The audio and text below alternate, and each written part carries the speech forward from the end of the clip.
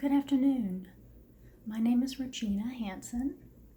I was born and raised in Georgia. I'm a 7th generation Georgian, and I'm starting a series called Let's Get Real About Racism. And it was inspired by the murder of Ahmaud Arbery. I found out about this yesterday, even though it happened almost 2 months ago, and it really threw me for a loop. In true Southern fashion, I took to the bed for a few hours and decided that the best recourse would be to be proactive and try to facilitate some positive change. And so that's what I'm doing, and I appreciate you taking the time to watch this video. Mr. Arbery was 25 years old. He was a former athlete, and he lived in a neighborhood just outside of Brunswick, and he typically went on daily jogs, as he was doing on this day. A father and son duo took it upon themselves to accost him.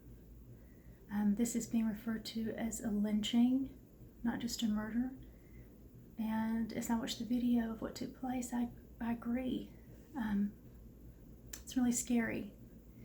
So a father and son duo jumped in a pickup truck and decided to follow Mr. Arbery. And the son jumped out of the pickup with a rifle.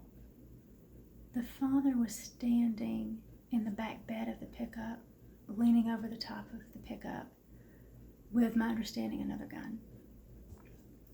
So as the son jumps out with his rifle and is running towards Mr. Arbery and is yelling at him to stop, Mr. Arbery did, I think, what any normal human being would do, and went into survival mode because he had no idea what was going on other than the fact that a crazy man was running at him with a gun. And so he tries to run away. He tries to defend himself. He tries to, get the gun away from the man. And the man, his name is Travis, he shot him twice.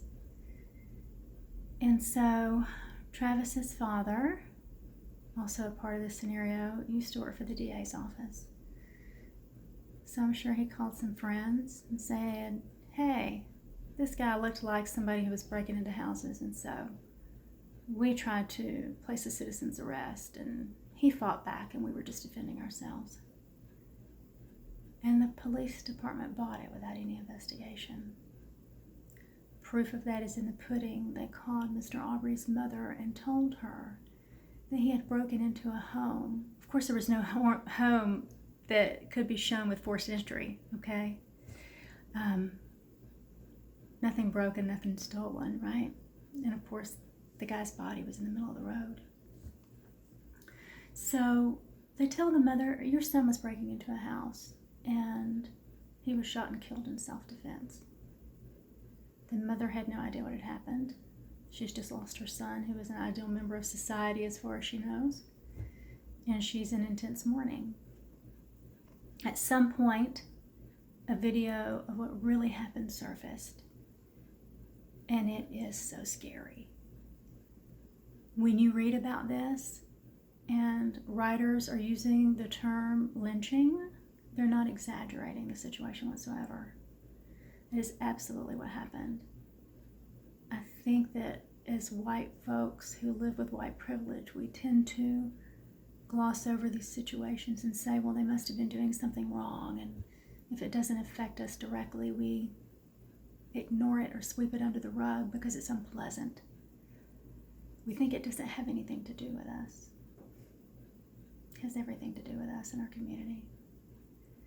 If for no other reason than we're being inhumane by not caring about what happens to another human being or a neighbor. All too often, many of us do this, and until we stop and take responsibility for our role in the scenario, it'll continue to happen over and over. For me, I don't want to live in a world where this type of abuse and violence goes on against anyone. Because if we think for one brief moment that it won't happen to us, we are sadly mistaken. extremely naive, or grossly ignorant, because at any time it could turn. The tables could turn, and this could be happening to you or I, or to a family member, someone that we love intensely, that our lives revolve around. So I beg of you to think about this, to reflect on this, do your own research, pay attention, and if you feel led to do something, as I think we all should, there's a walk that they are doing in his honor to help raise money, which you can participate in from anywhere. You can sign a petition that the grand jury investigation will go through. Evidently, they're on the third DA because there was a conflict of interest. The father knew everyone. So this is a really serious issue that we all should be paying attention to and taking responsibility for. I'm really tired of hearing people say racism was 100 years ago. It's over. Get over it. The abuse isn't over. The violence isn't over. It seems to be getting worse with every year that passes. And we're either a part of the solution or a part of the problem. And I would urge you to consider which side you're standing on. I'm going to come back next week and we're going to discuss this topic more. And I'll try to keep you updated on Mr. Arbery's grand jury investigation.